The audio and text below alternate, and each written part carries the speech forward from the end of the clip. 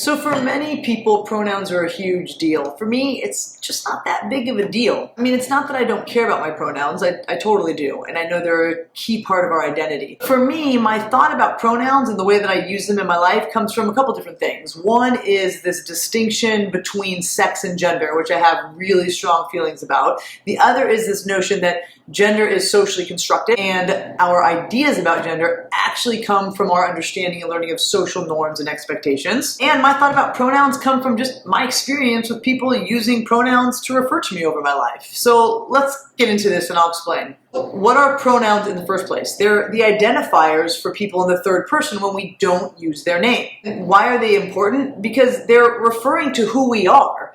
So we have pronouns like he and him and his, she, her, hers, they, their, them. This is what we use to talk about people when we're not talking about their name. So people are starting to tell you their preferred pronouns. And why is that important? Well, you wouldn't decide to call somebody something other than their name, right? That would be awkward and it would just be kind of wrong. Telling you our pronouns is saying, this is how I want you to refer to me. Why do I think pronouns are problematic to begin with? Well, the first is the idea of sex and gender and what those two things mean, and the fact that we use those two words interchangeably. So if you were to Google it, sex is biological. Doctor looks at us at birth and looks at our body, our genitals. It's based on chromosomes, and they label us male, female. Gender is our expression, how we live that out. It shows up in the clothes that we wear and our hair, the way that we present ourselves, the way that we talk, the way that we act. The question is, when we use he, she, him, his, her, what are we referring to? Somebody's biology or their expression and the way they live out their life? So are pronouns referring to somebody's biological sex or somebody's gender identity? In many cases, it's both and it's used interchangeably, and that's just confusing.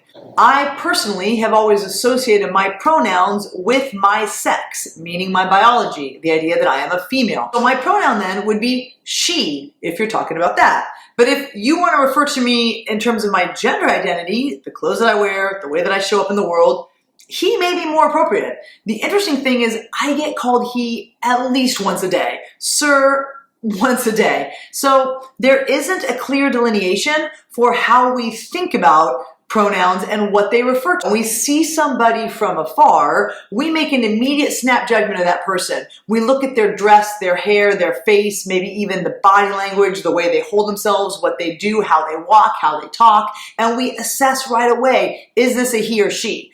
But even in our minds, we have convoluted this notion of behavior with biological sex and the idea that biological sex, if you are a male, should look like this, which is gender and a man. And we put it all together. So I'm a biological she, but people look at me right away and say he. From this perspective, I'm like, I don't care what you call me because I can see that both will work. It would take a lot of time for me to explain to people, you can call me she if you want to refer to my biology, but if you want to ascribe to the way that society would view me and social norms and expectations for gender, he's fine. One thing I think is kind of comical is how a lot of the transphobic and people that are against gender fluid, gender non-binary, claim that it's so easy to know what a woman is. Being a woman isn't confusing.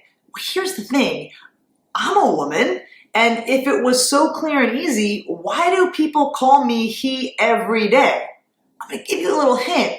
I'm not the confused one. So it's not as clear what woman or man is because of our social construction, gender rules, sex rules, the way that we convolute everything. The moral of this part of the story is that we just need to have a little more space and grace for ourselves to learn this, unpack this, and figure all this sex and gender stuff out. So for me, the lack of clear distinction between sex and gender with relation to pronouns is why I don't even attempt to put my pronouns on my email signature or in my Zoom box. And also my experience, right? Everybody calling me a he, even though I identify as a bio she. The other reason why I don't ascribe to telling people my pronouns is this notion of gender being socially constructed. So what does that mean? We've got these rules and behaviors that say if you are a female, then you are a girl and a woman, and then you should act this way.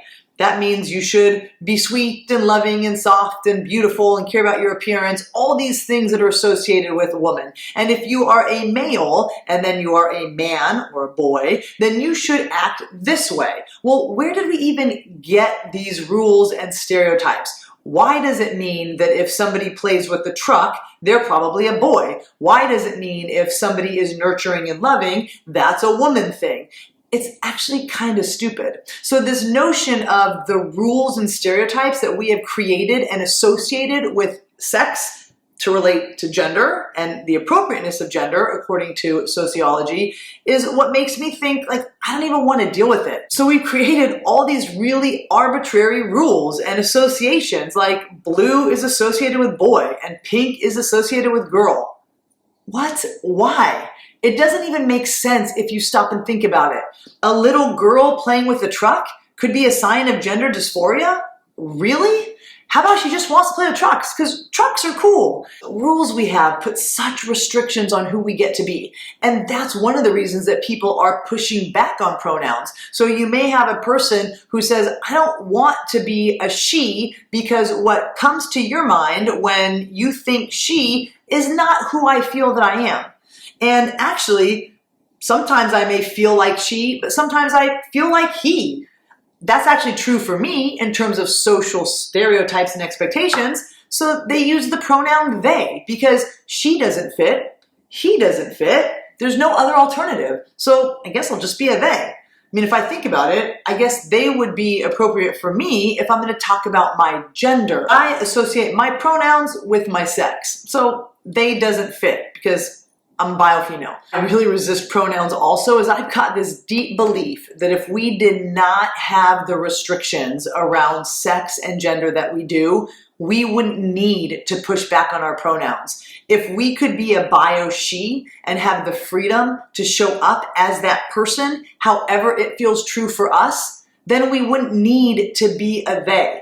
If bio-he didn't create all these mental models in your mind on how you see people, then people would be able to show up and he could just mean a person right there. What I'm not getting to in this particular video is the idea of the trans community and people who actually feel like they are born with the wrong biological body. That exists. That's a totally different thing. What I'm talking about is those people who are fine being in their biological body, but don't want to show up with the same rigid stereotypes that society puts on them.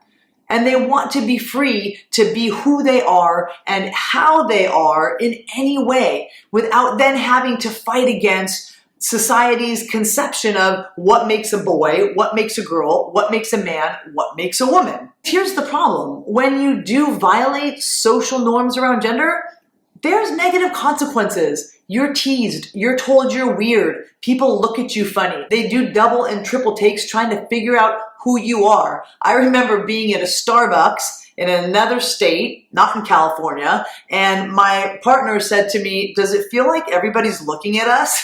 And I said, honey, I get that all the time. Anywhere I go, people do double and triple takes trying to figure out, is that a man? Is that a woman? How about just say there's a person who wants an Americano with some heavy cream, right?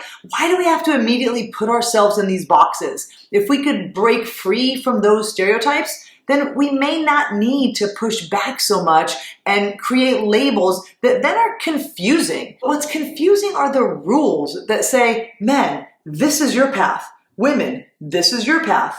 Who made those up? Paths are limiting, and we don't want to do that. So for me personally, my pronouns I say are any, because that's what I get.